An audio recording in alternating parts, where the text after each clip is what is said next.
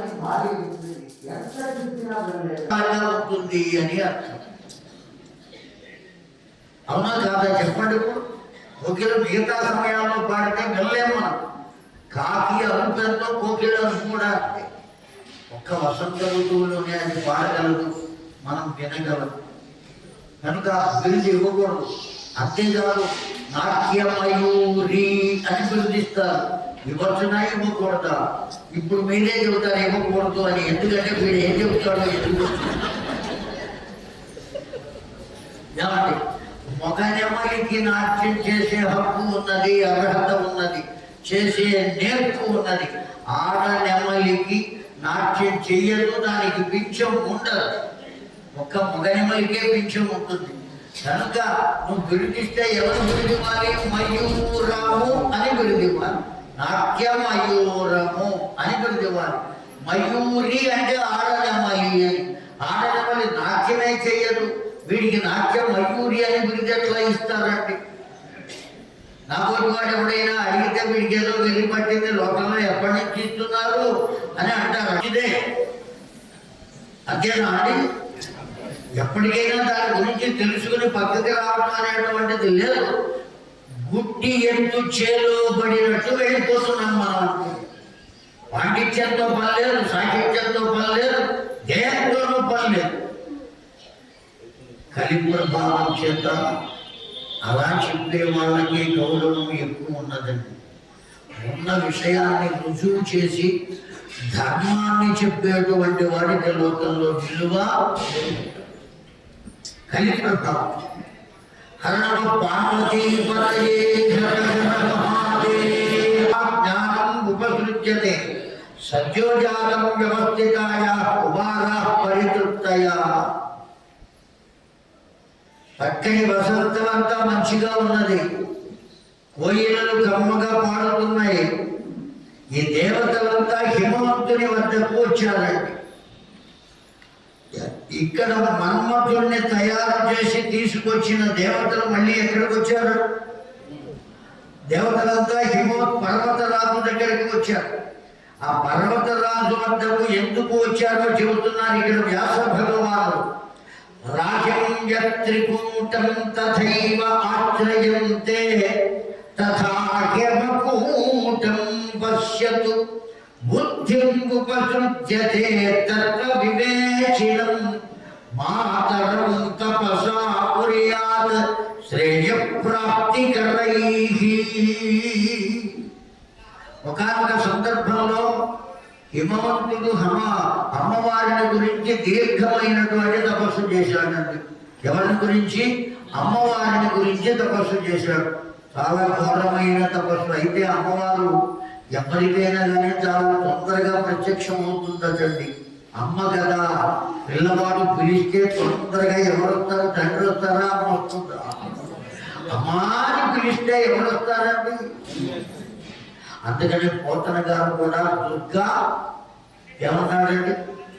దుర్గా మాయమ్మ. ఎంత స్వతంత్రం లేకపోతే అట్లా చెప్తారా అండి? ఓ పసిపిల్లవాడు వాళ్ళ అమ్మ పక్కన ఉంటుంటే ఎవడో వచ్చి, అంతే కాదండి, నిన్న పుట్టిన పసిపిల్లలని కూడా ఇది నాది అని వెళ్ళామనుకోండి, వాడు మనల్ని ఏం చేయలేడు కానీ ఏడుతాడు గట్టిగా. అవునా కాదా?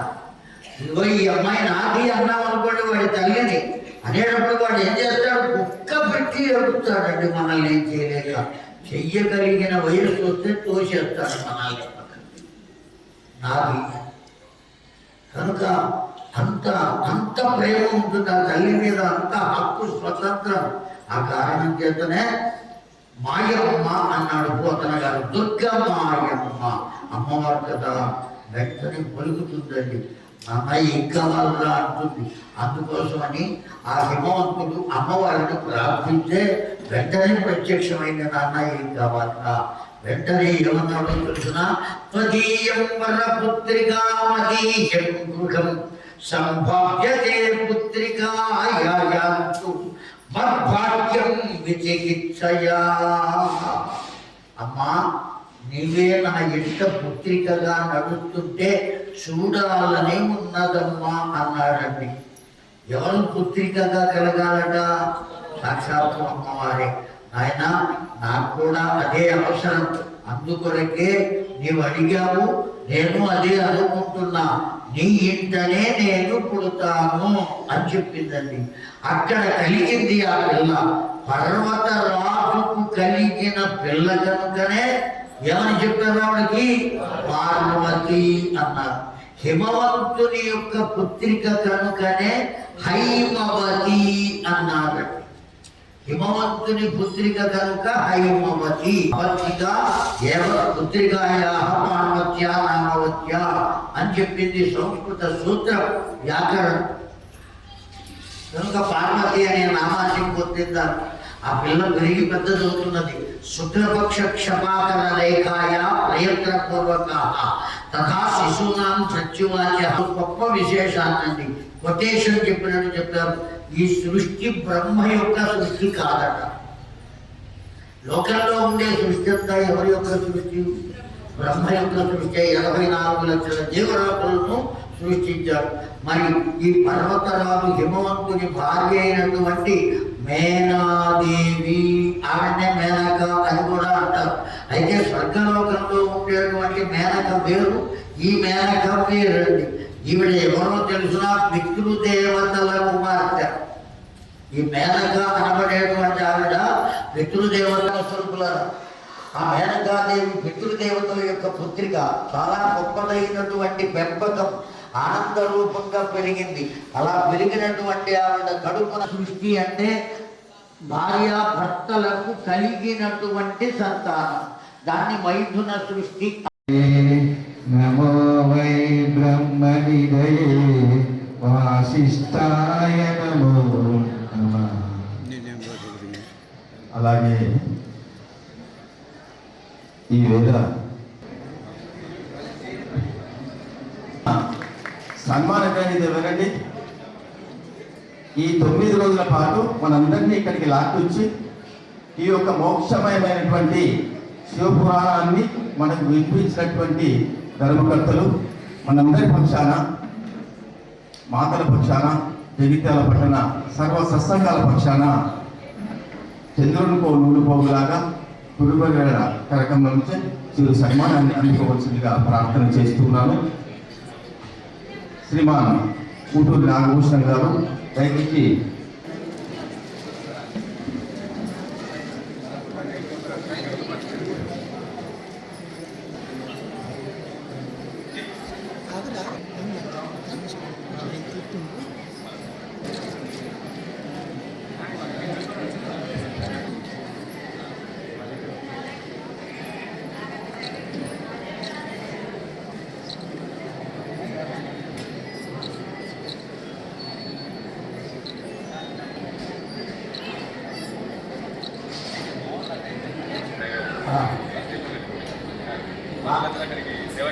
ఆ 730 రకాల సేవలు చేస్తూ ఉంటాం.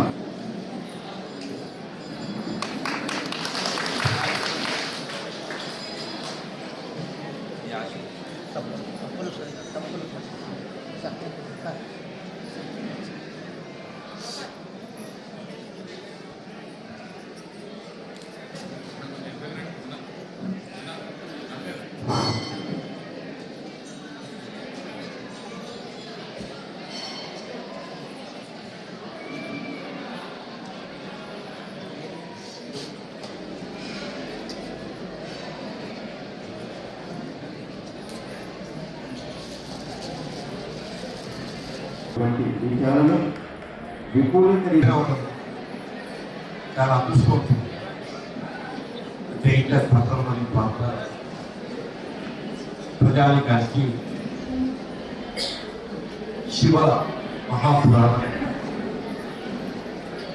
దాని యొక్క ప్రాచుర్యం తెలియజేయడం ఈ ప్రవచన జ్ఞానాన్ని చేపట్టే విధంగా పూజ్యులు రామకృష్ణ గారి నేతృత్వంలో డైరెక్టర్కు నేతృత్వం విధంగా మనందరూ అదృష్టంగా పాల్గొనాలని నేను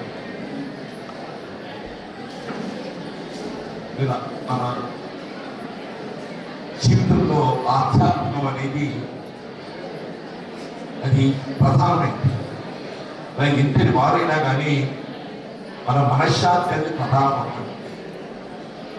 మన జీవితంలో ఏం గడిస్తామో అనేది చివరికి అల్టిమేట్గా మనం ఏం గడించినా ఎంత గడించినా మనశ్శాంతి అనేది ప్రధానం. ఆ మనశ్శాంతిని మనం పొందలేనట్లయితే మనం ఎంత గడించినా కానీ మన జీవితం తృప్తి ఉంటుంది.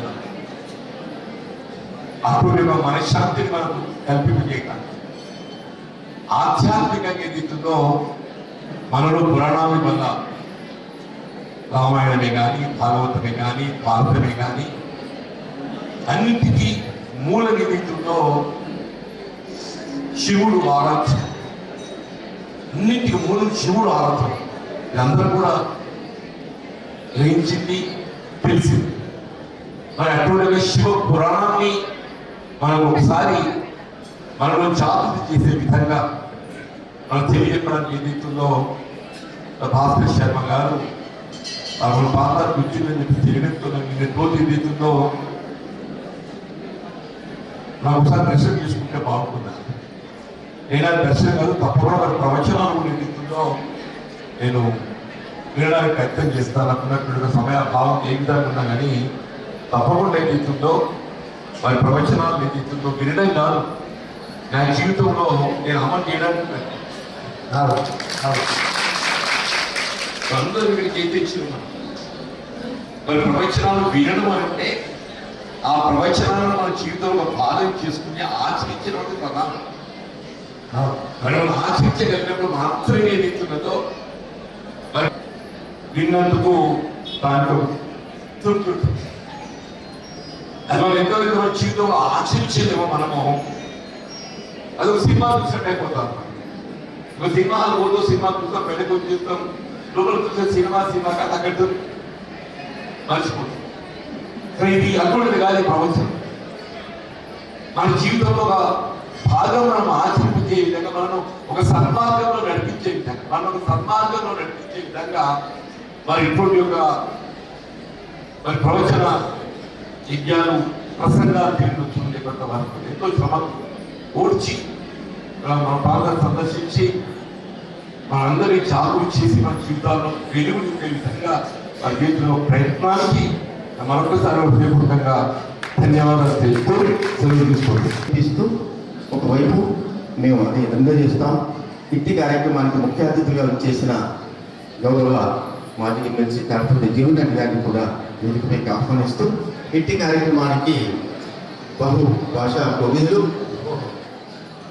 ఈ మధ్యనే ఎన్నో పురాణాలను మనకు పిలుస్తున్నటువంటి బ్రహ్మశ్రీ బాల చంద్రశేఖర్ శర్మ గారు కూడా ఇక్కడ ఉండడం మనందరి అదృష్టంగా భావిస్తూ శ్రీమాన్ తాడిపత్రి జీవన్ రెడ్డి గారిని వేదికపైకి రావాల్సిందిగా మరొకసారి ఆహ్వానిస్తూ ఈ యొక్క సన్మాన పత్రాన్ని వారి కార్యక్రమం నుంచి